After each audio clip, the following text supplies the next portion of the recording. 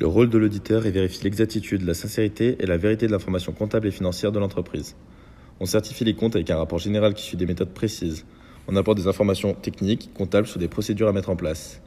La période fiscale se déroule de janvier à juin, c'est la période la plus chargée, donc la plus stressante pour les auditeurs. Ainsi, la période de juillet à décembre est une période creuse.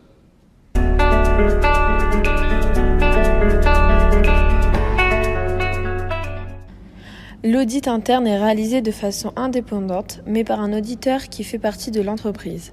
L'audit interne permet de donner une assurance générale à la direction et au conseil d'administration de la maîtrise des opérations. Les auditeurs internes font généralement partie de grands groupes internationaux et ont pour rôle d'auditer les différentes filiales du groupe.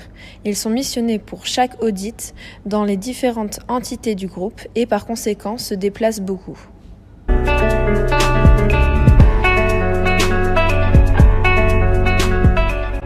L'audit externe est réalisé par une personne indépendante, externe à l'entreprise. L'audit externe peut porter sur l'organisation du travail, la répartition des tâches et des responsabilités, le respect des procédures au sein d'une entité, audit organisationnel, la validation des états financiers émis par une organisation, audit financier. L'audit externe peut être imposé par un partenaire financier ou par la loi qui impose à certaines organisations l'audition et la validation périodique de leurs comptes.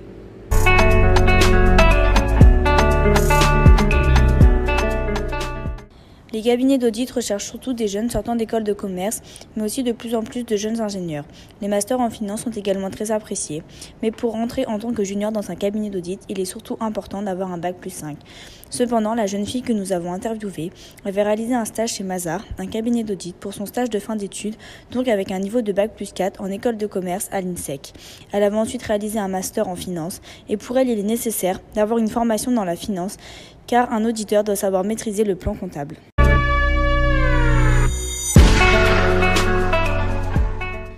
Le junior va surtout réaliser des vérifications pour savoir si les états financiers des clients sont cohérents. Il effectue aussi la mission de commissaire aux comptes, c'est-à-dire l'analyse du cycle de production de l'entreprise.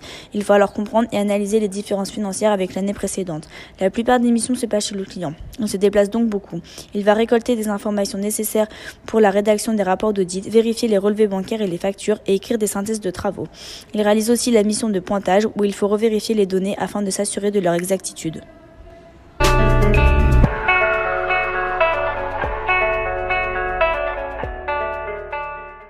Pour les compétences, les juniors seront amenés à beaucoup travailler sur Excel, mais aussi à savoir appliquer le plan comptable de manière irréprochable. Il faut aussi savoir se déplacer et parfois pendant très longtemps, selon la durée et le lieu des missions. Il faut aussi savoir travailler sous le stress puisque les missions peuvent être confiées lors des périodes de rush entre janvier et juin.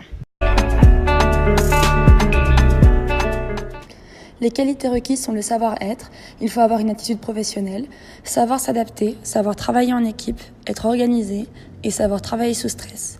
Il faut aussi avoir une tenue professionnelle au quotidien.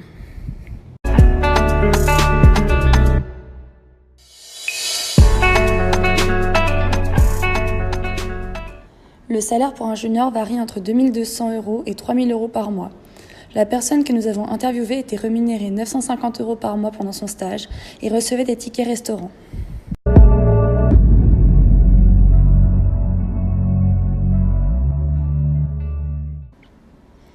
Pour ce qui est des évolutions possibles, le junior pourra passer rapidement assistant 1. La suite des échelons sont assistant 2, puis manager 1 et 2, et enfin senior. Les évolutions sont rapides dans le métier